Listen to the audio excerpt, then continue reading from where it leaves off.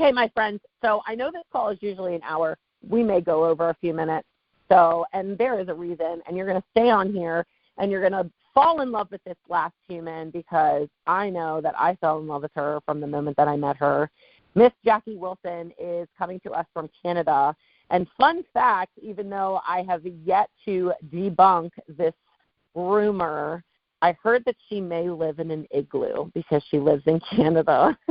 And I was not able to, when COVID happened and we were supposed to have a event in Canada and it was canceled, I never got to know if it was actually true.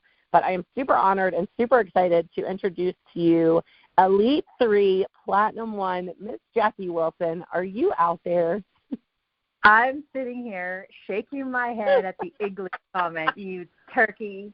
Oh, if you guys could only.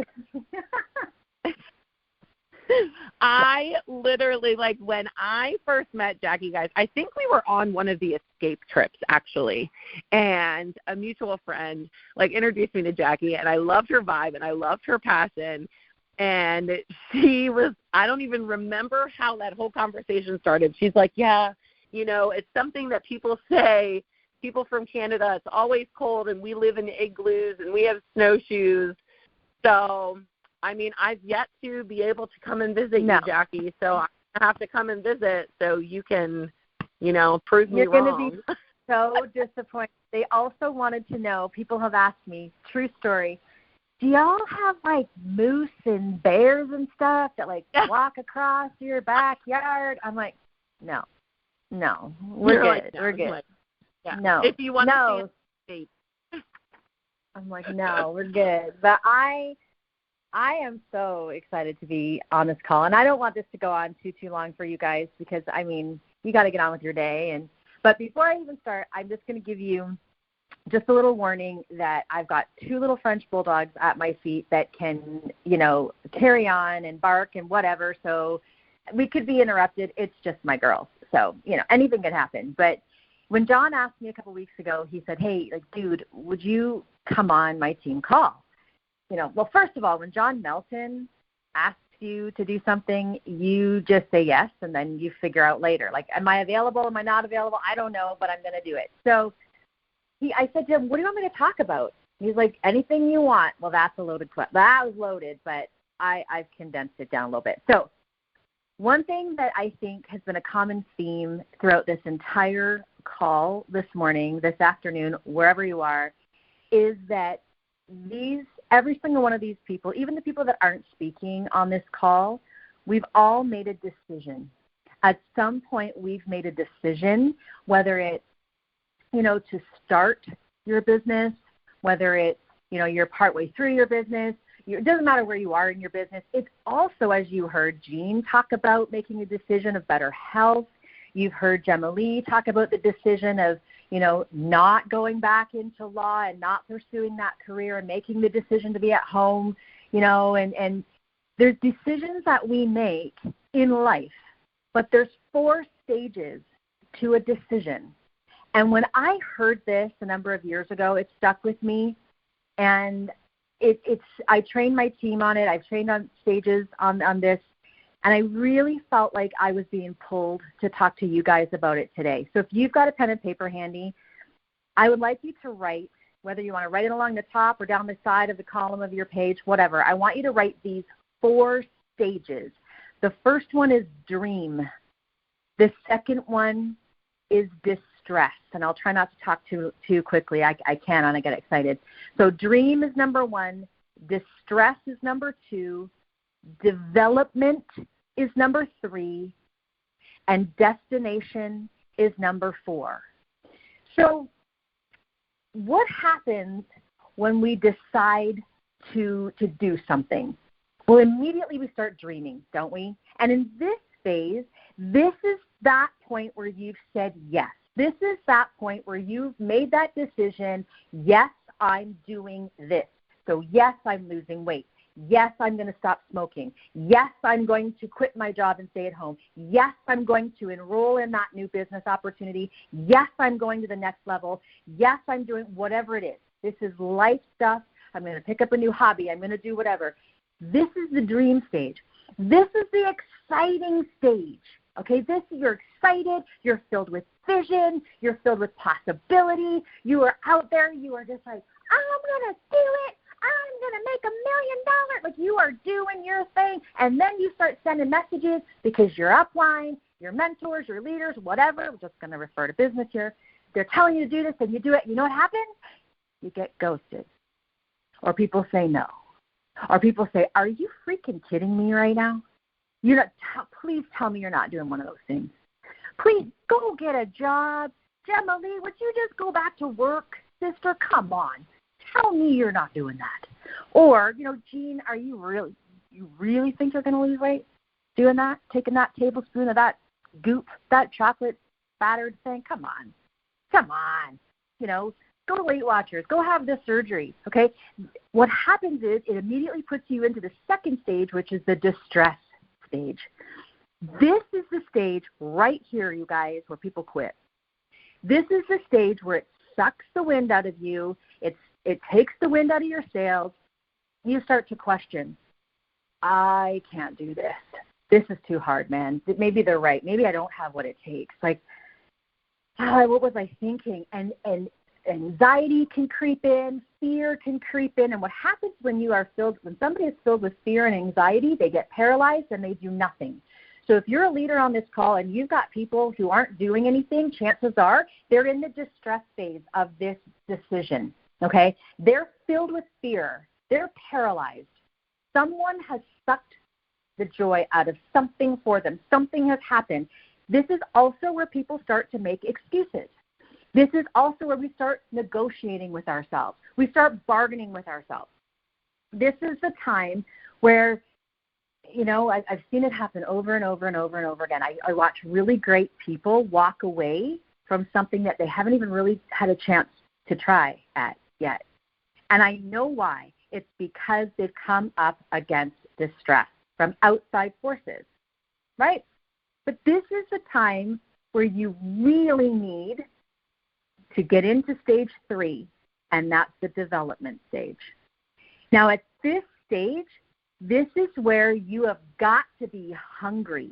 You have got to have tenacity and perseverance and grit. This is where you've got to be willing to be coachable. You've got to be hungry. You've got to be just so willing to learn and to be mentored. So you've got to be willing to open yourself up. You've got to be willing to learn something new. You've got to really dig into developing yourself. Personal growth and development has been a huge thing for me. When I started in 2015, I had the opportunity to launch Modere in Canada in 2015. And trust me, hot mess express over here. Like, I had failed at network marketing in the past. Truth be told, didn't take it seriously. Had no clue. Like Gemma Lee, I was in law too. So I'm like, oh, Michelle Barnes was in law, she's in law, I was in law. Like, come on. I mean, that was my career. I saw network marketing really as a hobby. If I made money, great. I was literally, true story, I was a kit collector. I loved it. Give me the kit. Yeah, oh, I love your makeup. Sure. Yeah, okay. And my bestie was doing it, so I'll sell it with her, but I ain't training. This is back in the day too. I'm going to be 53, so let me tell you, this was back in the day where you got the great big manual, and then they, upgraded to getting the CD-ROM. Yeah, I wasn't going to read any of that, and I wasn't plugging that into my computer, and then you could give me the little stick all you wanted to plug in there too, the flash drive. I wasn't watching that. I wasn't learning your script. I wasn't going to learn the presentation. I wasn't going to memorize. I did one, I'll never forget it. I did one party. This was back in party plan days. I had no freaking clue. I'm standing up in front of the room, with all these women staring at me, and I'm slinging makeup and skincare. I didn't know the script. I didn't know the presentation. It was terrible. But you know what? I didn't care because I had a job. There's nothing wrong with having a job because it's, if you're passionate about what you're doing, go do that, right? Was I passionate about law? That's a whole other story. Okay, anyway, I digress. But it wasn't until I had this opportunity literally fall into my lap. Again, I saw that post on social media, that one post, and it changed my life because I was in such a bad situation. in my personal life with my family, my finances. It was really bad at that time. And right at that time, my boss got appointed as a judge. So instead of me being able to go with her and be her administrative support while she was, on the bench, they gave her court-appointed staff. I was out. So now what am I going to do? Well, this opportunity came along, and this is where I made the decision because I had nothing else to go on. It was sink or swim, and this opportunity, literally, I see this post on social media. I asked Joni Robbins about it from North Carolina. She told me about it. She actually came to Canada. It was crazy how it all just happened, but I made the decision at that point to go all in. I was going all in for myself. I was going all in to save my family and our finances. I had the dream phase. I'm flying home from Utah after I'd gone to head office to check this company out. I'm flying home. I've actually written about this in a couple of books. I'm looking down through the clouds. I see the lights below of Toronto as we're coming in, and I am so freaking excited because I just know that everybody's going to want this. Everybody's going to want to hear about it. And by the way, at that time, yeah, we had toothpaste, we had body butter, we had nothing else. So we weren't even in Canada, we weren't shipping into Canada, we had no website. Like they didn't even know how they were going to pay me. True story. They actually said, we're not ready for Canada. We can't even pay you. We can't ship anything into your country. I don't know. This isn't going to work. And I was like, well, we're going to figure it out. And then I went into distress phase because everybody started saying, nope, too risky, get a job. My own family told me to get a job, and I went into distress phase. But that didn't last long because I couldn't afford to stay in the distress phase. I had to get into the development stage. And what I love about Modere is the mentorship and the guidance that we have on every freaking level here in this company. Who cares enough about you, if you are willing, coachable, and hungry to take them up on it. I went all in with learning. So who I was in 2015 is not who I became in 2016, 17, 18, and so on, and even today. And I'm sidelined to all of you. And if any single one of you messaged me and asked me for help, you better believe I'm giving it to you. Because we don't do the whole, you can't talk to so-and-so and all that. That's not part of our culture here in Modere. Another reason why I love it and why I've stayed for 9 years, right? But in the development stage, this is also where you implement your training, but you get into massive action mode, okay? You've got to get into massive all-out action mode. And in this stage, this is the stage where you achieve your goals, and this is where you get to stage 4, and that's your destination. And at this stage, please, please, please do yourself the favor and celebrate. Be excited. You've just hit Director 3 in your team. You all better be excited and celebrating the bejesus out of that. But don't stay there too long, because you know what happens? You go back to dream stage. Distress, development, destination. You go back to those 4 stages every single time. Because what happens is when you reach that destination, now it's time to set a new goal. You don't stay. You don't say, well, I've hit Director 3, that's it, I'm out. I've hit Team Leader. I guess that's good enough for now. No. If you're like me, you're like, what's next? What's next? What's next? And that is when you get back into dream stage. You get back into setting those lofty goals. And then what happens? Oh my gosh, it's harder than you thought it was going to be. People left your team. People ghosted you. People said no. Things, maybe your favorite products got sunset. I don't know what it is, but something has happened that's thrown you right back into distress state. Maybe it's taken you longer to get there. And you're just so filled with, when is it going to be my time? This does not happen overnight. So now you're filled with all the anxiety, and you're questioning yourself, and you're questioning everything again. You are in distress phase. If you can recognize the phase that you are in, that is half the battle. So if you've hit a goal, get right back into dream phase, but know distress phase is coming. This is exciting when you can recognize that you are in distress phase, because now you know, I got to get out of distress phase and into development stage. I got to get a hold of my mentor. What do I need to learn? What skills do I need to develop? Where do I need to strengthen? What do I need to overcome? What do I need? What do I need? What do I need? Implement, implement, implement. Get into action. Get into action. Do it messy. Do it messy. Make mistakes. Do it. That's where you learn the most. But if you are in all-out action mode, if you're getting no, I'm going to high-five you right now. I am air high-fiving you because you are that much closer to a yes. If you are getting no's, you are in action. You are ready to rock and roll. You are doing the do that's going to take you towards what? Destination. Okay? 4 stages. Just think about this the next time you find yourself, in one of these situations or one of these stages. Oh, I must be in development, distress phase. Now I got to get into development phase. The development phase is only going to take you to the destination. So get right back in there. And guys, this can be literally applied in every situation of your life. I have recently lost over 70 pounds. I made that decision over a year ago that I was done. I wasn't feeling good. It was not good. It was lots of things, right? And I'm 5'2", so when I got extra weight on me, you can see it. But I decided, truth, there it is, I've decided that I was going to lose the weight. I went into distress phase because it's hard. Guys, it's hard. It's not easy, right?